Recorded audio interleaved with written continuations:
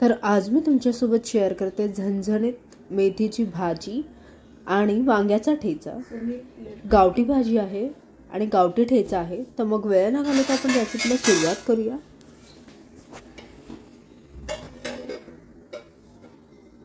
तर सगळ्यात आधी मी वांगी कापून घेते। परफेक्ट गावरान डिश आहे ही, नक्कीच ट्राय करा। ह्याचे याला काटे असतात, तर आपण जेव्हा वाटतो तेव्हा हे वाटलं जाणार नाही, म्हणून सगळ्यात आधी हे काढून घ्या।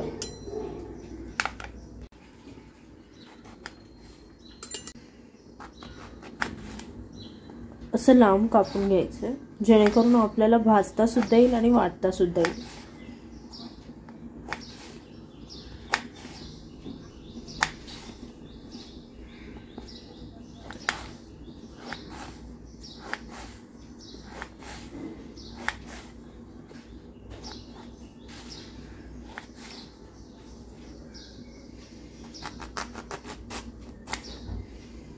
वांगे बघून घ्यायचे, कधी कधी किडे असतात वांग्यात।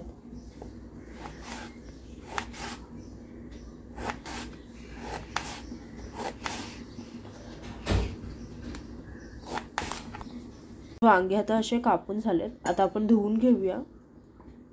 तर तोपर्यंत इकडे मी वांगे धुवून घेतलेत। आता आपण वांगी भाजायला ठेवूया।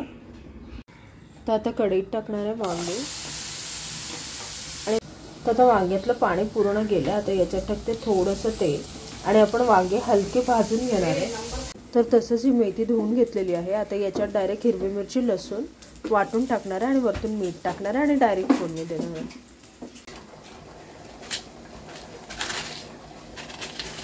आणि याच्यात टाकणार आहे जाडं मीठ, गावठी आहे भाजी म्हणून जाडं मीठ टाकणार आहे, आणि वरतून टाकणार आहे खोबरं, आणि आता डायरेक्ट फोडणी देणार आहे। तर आता हे सगळं आपण मिक्स करून घेऊया छान हाताने।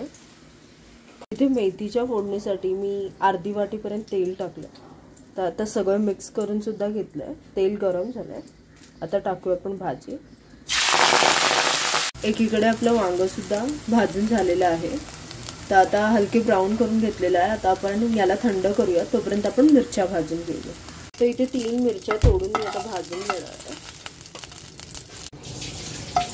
तर तुम्ही बघू शकता इकडे या मिरच्या सुद्धा भाजून झाल्यात। याला सुद्धा आपण थंड करायला ठेवूया जरा। वांग्याचा जो ठेचा होता तो वाटून घेणार आहे आपण।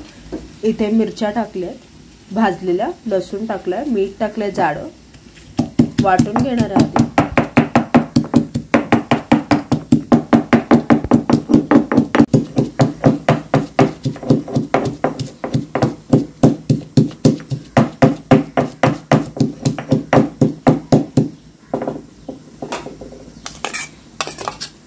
थोडं ओबडधोबड वाटून झालं हिरवी मिरची आणि लसूण, मग आपण त्याच्यात टाकले वांगे, थोडे थोडे करून टाकणार आहे।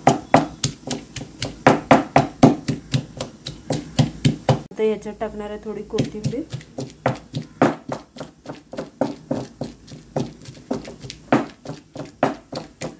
तर इथे भाजी पण रेडी आहे मेथीची आणि इकडे ठेचा पण रेडी आहे। तर आपण आता सर्व करूया।